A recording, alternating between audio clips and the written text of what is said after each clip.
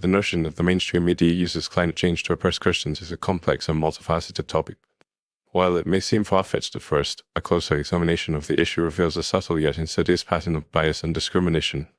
The media's handling of climate change has indeed been used to target and marginalize Christian communities, often under the guise of promoting environmental awareness and sustainability. One of the primary ways in which the media uses climate change to oppress Christians is by perpetuating a narrative that portrays Christians as being anti-science and anti-environment. This narrative is often reinforced by sensationalized stories and headlines that highlight the supposed conflict between Christianity and science. For example, media outlets often give ample coverage to stories about Christian politicians or leaders who express skepticism about climate change, while ignoring or dumping the many Christian organizations and individuals who are actively working to address environmental issues. This narrative has several consequences. Firstly, it creates a false dichotomy between Christianity and science, implying that the two are mutually exclusive. This is not only inaccurate but also damaging, as it reinforces the stereotype that Christians are uneducated and opposed to scientific progress.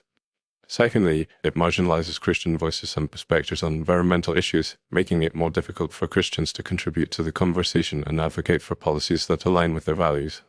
Another way in which the media uses climate change to oppress Christians is by promoting a secular and often anti-Christian worldview under the guise of environmentalism.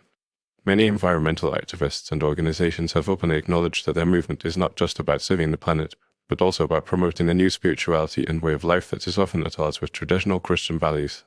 For example, some environmentalists have argued that the concept of dominion in the Bible, which refers to humanity's role as stewards of the earth, is a root cause of environmental degradation. This interpretation is not only flawed, but also ignores the many biblical teachings that emphasize the importance of caring for creation and being good stewards of the earth. The media's promotion of this worldview can be seen in the way they cover environmental issues, often giving preferential treatment to stories and perspectives that align with a secular and progressive agenda. For example, media outlets have given extensive coverage to the activism of Greta Thunberg, who has become a global phenomenon and a symbol of the environmental movement. While Thunberg's passion and dedication to the cause are admirable, her message is often laced with anti-Christian and anti-capitalist rhetoric, which is rarely challenged or critiqued by the media. Furthermore, the media's handling of climate change has also been used to justify policies and laws that restrict the freedom of Christians to practice their faith. For example, some governments have used climate change as a pretext to impose regulations and restrictions on churches and other faith-based organizations, citing the need to reduce carbon emissions and promote sustainability.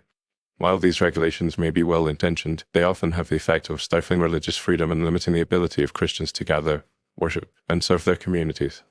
In conclusion, the mainstream media's handling of climate change has indeed been used to oppress Christians, often in subtle yet insidious ways. By perpetuating a narrative that portrays Christians as being anti-science and anti-environment, promoting a secular and anti-Christian worldview, and justifying policies that restrict religious freedom, the media has contributed to a culture of marginalization and exclusion. It is essential for Christians to be aware of these dynamics and to engage in the conversation about climate change and environmentalism in a way that is informed, nuanced, and rooted in their faith. By doing so, they can help to promote a more balanced and inclusive discussion, one that values the contributions and perspectives of all people, regardless of their faith or worldview.